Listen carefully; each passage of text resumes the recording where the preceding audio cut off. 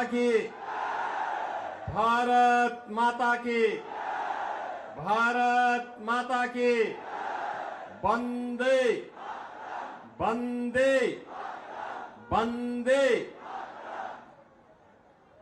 जगत जननी वहा भगवती काली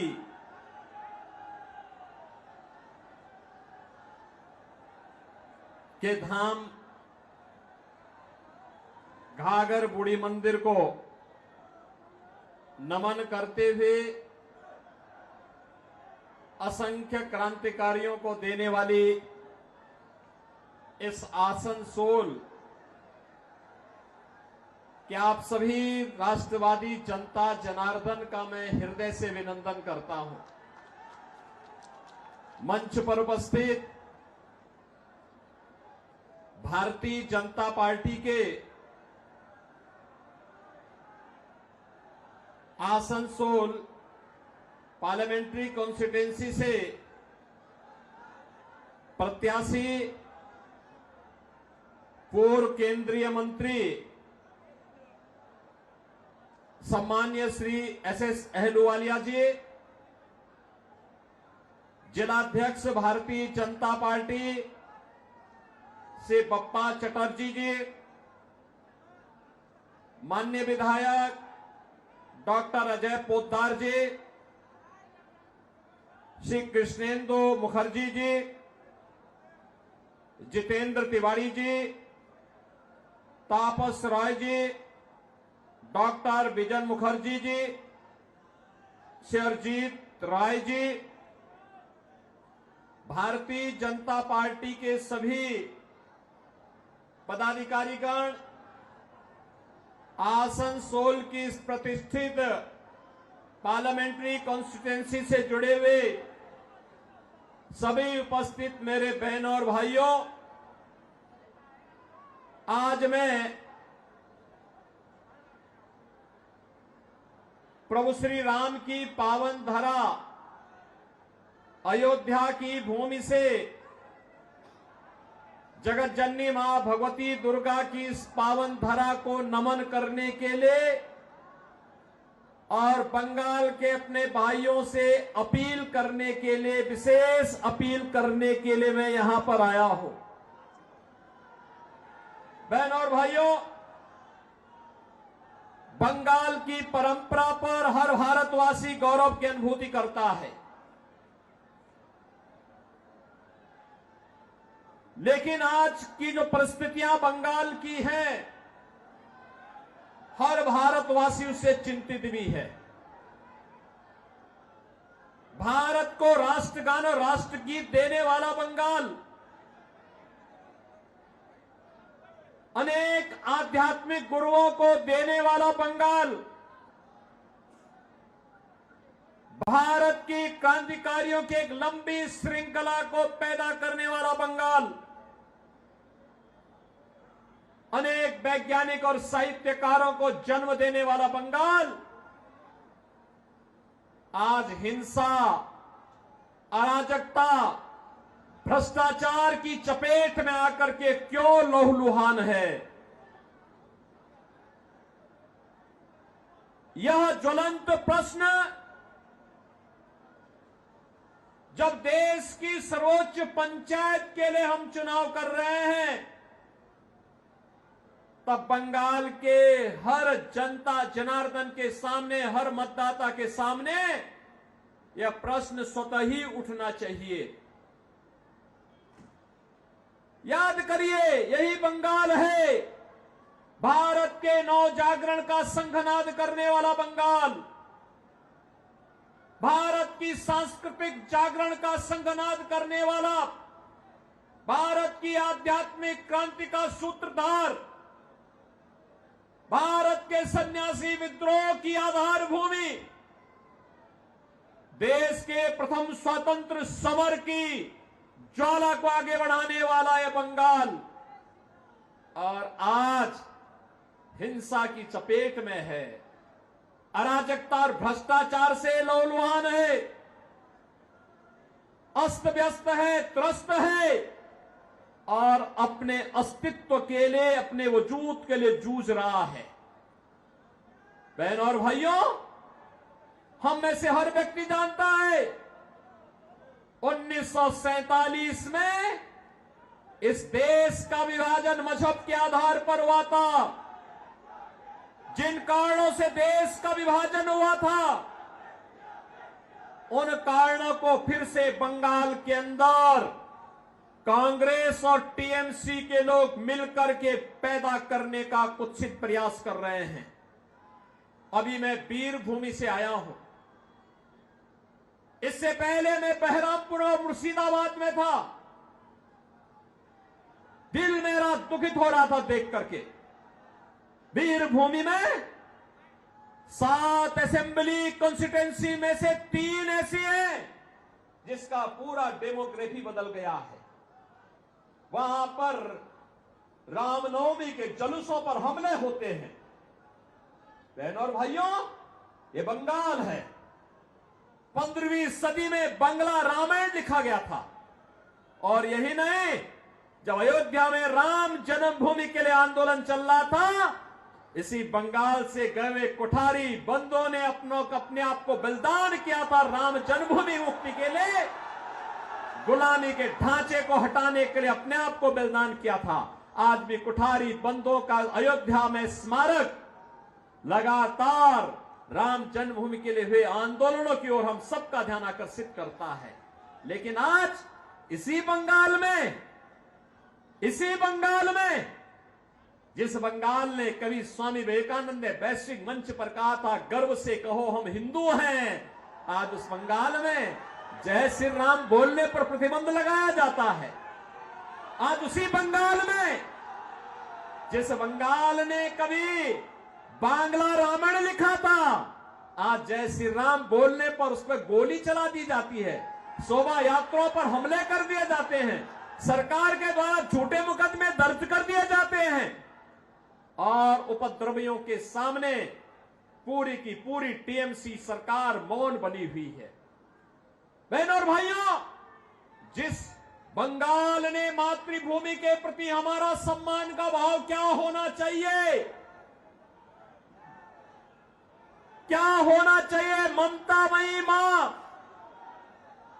महाकाली की उपासना जगत जननी मां भगवती के रूप में कैसे होना चाहिए, पूरे देश को सिखाने वाला सभ्यता, संस्कृति, कला और संस्कारों की बंगाल की भूमि में आज संदेश खाली की घटना होती है। अपराधी को टीएमसी सरकार बचाने का काम करती है और अपराधियों के साथ जो ममता दीदी की यहां की जनता को मिलना चाहिए था, वह ममता अपराधियों को दी जा रही है। और इसलिए बहनों और भाइयों, मैं आपसे अपील करने के लिए आया हूं, ये नए भारत का, एक नए भारत को बनाने का चुनाव है। अच्छे और अनुभवी लोग, जुझारू लोग देश की संसद में जाएं, देश को प्रतिनिधित्व दे सके, मोदी जी के नेतृत्व में कार्य कर सके, सम विषम परिस्थितियों में आपके हितों के लिए कार्य करने वाला व्यक्ति होना चाहिए। इस दृष्टि से आज पूरे देश के अंदर एक ही स्वर में लोग बोल रहे हैं, उत्तर, दक्षिण, पूरब, पश्चिम। अब तक 2 चरणों के चुनाव संपन्न हो गए हैं। बहनों और भाइयों, मुझे देश के अंदर अनेक राज्यों में जाने का अवसर प्राप्त हुआ है। अकेले उत्तर प्रदेश में ही 80 लोकसभा सीटों पे चुनाव चल रहे हैं। 2 चरणों के चुनाव संपन्न हो गए हैं। महाराष्ट्र में मैं गया था, राजस्थान में मुझे जाने का अवसर मिला, छत्तीसगढ़ में गया, उत्तराखंड में गया, जम्मू कश्मीर में गया, जहां बिहार में मैं गया, जहां भी जाता हूं एक ही स्वर गूंजता है और वह स्वर है कि फिर एक बार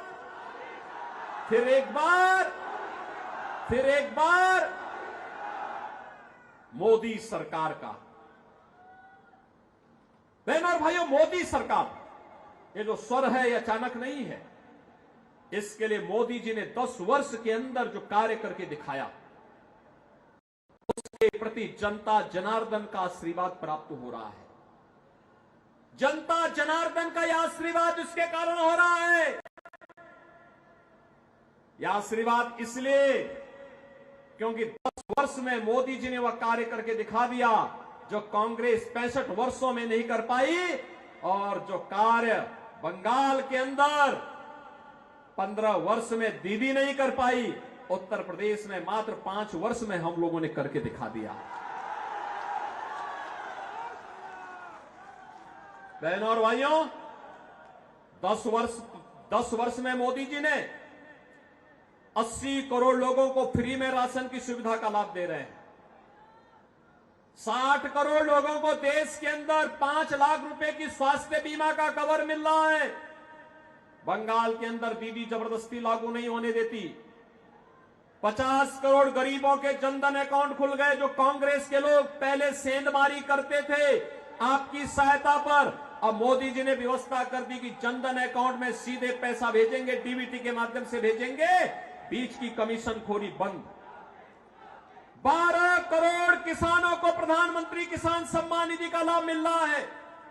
12 करोड़ गरीबों के घर में शौचालय बन गए। 10 करोड़ गरीबों को जनधन के अकाउंट खुल गए। 4 करोड़ गरीबों को देश के अंदर प्रधानमंत्री आवास योजना का लाभ मिला, और अकेले उत्तर प्रदेश में हम लोगों ने 57 लाख गरीबों के एक आवास बना दिए। लेकिन यहां पे बंगाल के अंदर तृणमूल कांग्रेस की सरकार ने मकान बनने ही नहीं दे। 2.5 करोड़ लोगों के घर में बिजली पहुंच गई। हर घर नल की योजना बन रही है। Highway, railway, metro, bullet train, airport, IIT, IIM, IIIT, NIT, world class university, ये पहली बार देखने को मिल रहे हैं। लेकिन हमें अफसोस है, टीएमसी की सरकार आसनसोल की जनता को पानी के लिए ही तरसा देती है। मोदी जी हर घर नल की योजना लागू करना चाहते हैं, लेकिन ये पानी नहीं देना चाहते। और इसलिए बहनों और भाइयों, हम सब आपके पास आए हैं। 5 वर्ष में यहां पे मैं देख रहा था, इस सज्जन भगवान राम की फोटो लेकर के खड़े हैं। थोड़ा उधर भी दिखा दीजिए, पब्लिक को भी दिखा दीजिए। देखो, अब देखो, यहां पे रामनवमी की शोभा यात्रा नहीं निकल रही है। उत्तर प्रदेश के अंदर 50,000 स्थानों पर दुर्गा पूजा के आयोजन होते हैं। 50,000 स्थानों पर। और पिछले 7 वर्ष में एक भी दंगा नहीं हुआ, एक भी जगह कर्फ्यू नहीं लगा, क्योंकि दंगा करने वाले और कर्फ्यू लगाने वालों को पता है, अगर दंगा करेंगे, सिर्फ रामनवमी की जुलूस पर पथराव करेंगे, तो ऐसा उल्टा लटका देते हैं कि 7 पीढ़ियां भूल जाती है उनका दंगा करना भूल जाती हैं। उनकी पूरी संपत्ति को फिर हम लोग अपने कब्जे में ले लेते हैं और उस कब्जे को गरीबों में बांट देते हैं, उस संपत्ति को गरीबों में बांट देते हैं। और अब तो आप देखते होंगे, उत्तर प्रदेश में आप देखते होंगे, वहां जो बड़े बड़े माफिया थे, बड़े बड़े अपराधी थे, बहनों और भाइयों, वे गले में तख्ती लटका करके चलते हैं, कहते हैं साहब जान बकस दो, एक बार जान बकस दो, हम लोग ठेली लगा करके पेट भर देंगे। किसी गरीब और किसी व्यापारी और किसी बेटी की सुरक्षा में कोई सेंध नहीं लगाएंगे। बहनों और भाइयों, यह कार्य केवल भाजपा कर सकती है, भाजपा कर सकती है। और इसीलिए मैं आया हूं। देखो ना, आपको एक शेर जैसा नेतृत्व चाहिए और SS अहलुवालिया जैसा नेतृत्व आपको यहां पर भारतीय जनता पार्टी ने दे दिया है। बहनों और भाइयों, जोरदार करतल ध्वनि से उनका स्वागत करिए अहलुवालिया जी का। बहनों और भाइयों, मैं इसलिए आया हूं यहां पे क्योंकि अहलुवालिया जी आज से नहीं है नेता। हम लोगों ने जब संसद में जाना प्रारंभ किया था, सार्वजनिक जीवन में हम लोग आए थे, तब भी वह देश के नेता थे और संसद में भी हम साथ साथ रहे। केंद्रीय मंत्री के रूप में भी आपने काम किया, भाजपा के प्रवक्ता के साथ साथ विभिन्न दायित्वों का निर्वहन किया और आज आसनसोल का सौभाग्य है कि भारत माता का एक ऐसा सपूत आज आपके बीच में, जो इसी माटी का सपूत है, जिन्होंने इसी आसनसोल में जन्म लेकर के यहां के विकास के बारे में, भारत के विकास के बारे में, भारत को दुनिया की बड़ी ताकत बनाने के लिए और मोदी जी के आत्मनिर्भर और विकसित भारत की संकल्पना को पूरा करने के लिए जिनमें जज्बा है कार्य करने का, शेर जैसा दिल है, जूझने की एक प्रवृत्ति है, ऐसे ऐसे अहलुवालिया जी को भारतीय जनता पार्टी ने, मोदी जी ने अपना प्रतिनिधि बना करके आसनसोल में भेजा है। और इसलिए बहनों भाइयों, मैं आपको कहने के लिए आया हूं, सुरक्षा आपकी है, बंगाल भी आपका है, भारत भी आपका है और वोट भी आपका है। और इसलिए निर्णय भी आप ही को करना है। और आपका निर्णय अगर भाजपा के पक्ष में आता है तो सुरक्षित और समृद्ध बंगाल बनेगा, सुरक्षित और समृद्ध आसनसोल बनेगा। बहनों और भाइयों, तनिक भी भूल आतंकवाद के उस दौर को ला देगा, नक्सलवाद के उस दौर को ला देगा जहां विस्फोट होते थे, अराजकता फैलती थी, गुंडागर्दी का वह दौर जो भारत ने झेला है। बहनों और भाइयों, बंगाल को भी चाहिए यूपी जैसा मॉडल, चाहिए ना, चाहिए ना। देखो ना, पहले लोग कहते थे, जब कोठारी बंधु बलिदान हुए थे तब नारा लगता था, अंतिम समय में भी उन्होंने एक नारा लगाया था कि रामलला हम आएंगे, यही नारा लगता था ना। एक कांग्रेस और टीएमसी के लोग, ये नाम भले ही अलग अलग हैं लेकिन एक ही थैली के चट्टे बट्टे हैं, कोई अलग नहीं है। लूट में, अराजकता में, भ्रष्टाचार में ये तीनों, कांग्रेस, टीएमसी और कम्युनिस्ट, ये तीनों एक ही है। नाम भले अलग अलग होगा क्योंकि लूट का तीनों का तरीका अलग अलग है, लेकिन तीनों एक हैं। इसलिए तीनों पे विश्वास नहीं करना, हमें आध्यात्मिक परंपरा को समृद्ध बनाने के लिए कार्य करना है और आध्यात्मिक परंपरा को आगे बढ़ाने के लिए मैं आज आपके पास आया हूं यही कहने के लिए कि यह हमारा दायित्व बनता है कि गुरुओं की भूमि को, आध्यात्मिक गुरुओं की इस भूमि को, क्रांतिकारियों की इस भूमि को मोदी जी के विजन के अनुरूप सोनार बनाने के लिए 13 मई के लिए चौथे चरण में आपको चुनाव करना है। बहनों और भाइयों, चुनाव के दौरान प्रत्याशी का घर घर जाना कठिन होगा। एक पार्लियामेंट्री कॉन्स्टिट्यूंसी काफी विस्तार होती है और मेरी आप सबसे अपील होगी, मोदी जी का प्रतिनिधि बन करके, अहलुवालिया जी का प्रतिनिधि बन करके घर घर आप स्वयं जाइए, कमल चुनाव चिन्ह के लिए वोट लाइए। इलेक्ट्रॉनिक जो वोटिंग मशीन है, ईवीएम में पहले नंबर पर एसएस अहलुवालिया जी का नंबर है, कमल छाप का, और पहला बटन दबाना है। इसके लिए सहमत हैं? घर घर जाएंगे, सुरक्षित और समृद्ध बंगाल बनाएंगे, आत्मनिर्भर और विकसित भारत की संकल्पना को आगे बढ़ाने में योगदान देंगे। सभी लोग सहमत हैं? तो मैं निश्चित होकर के जाऊंगा कि अहलुवालिया जी भारी बहुमत से विजयी बनेंगे। सहमत है ना? किसी बहकावे में तो नहीं आएंगे, नहीं आएंगे। सभी सहमत है ना? तो भाइयों, आप देखना, आप भी ऐसे आगे बढ़ेंगे जैसे आज अयोध्या में राम मंदिर का निर्माण आसानी से हो गया। सहमत है ना? कितने लोग अयोध्या गए? गए ना? पहले में और अब में अंतर आया होगा ना? अब तो अच्छा लगा होगा ना बंगा वहां पे। और बहनों और भाइयों, जैसे अयोध्या आज आपकी लगती होगी, ऐसे ही बंगाल को भी बनाना है। सहमत है ना? सभी लोग सहमत हैं? तो सब मेरे साथ बोलेंगे, भारत माता की, भारत माता की, भारत माता की, वंदे वंदे वंदे